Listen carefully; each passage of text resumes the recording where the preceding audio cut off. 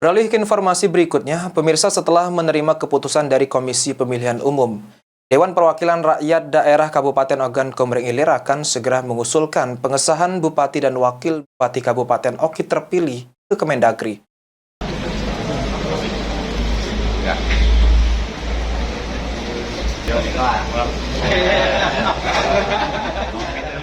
Setelah menerima surat keputusan dari KPU pada Kamis lalu, DPRD Kabupaten Oki selanjutnya akan menyerahkan pengusulan sesuai mekanisme pengangkatan kepada Kementerian Dalam Negeri melalui Gubernur Sumatera Selatan.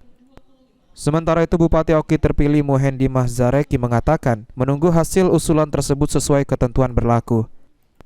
Saat ditanya terkait pertemuannya dengan Menko Infrastruktur dan Kewilayahan, Agus Harimurti Yudhoyono kemarin, ia menyampaikan pertemuan tersebut dalam rangka laporan hasil pilkada sebagai kader Partai Demokrat. Pertemuan menteri kemarin Pak, sebenarnya Pak?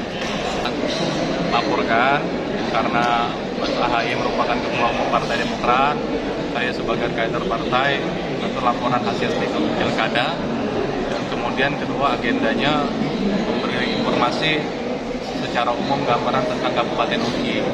Nah, kebetulan Mas Menko itu pas dengan kebutuhan Kabupaten Oki, permasalahan infrastruktur. Jadi kita sudah sampaikan bahwa secara garis besar Oki ini luas, kondisi jalan juga masih belum banyak yang mantap. Nah, harapan kita bisa dapat banyak.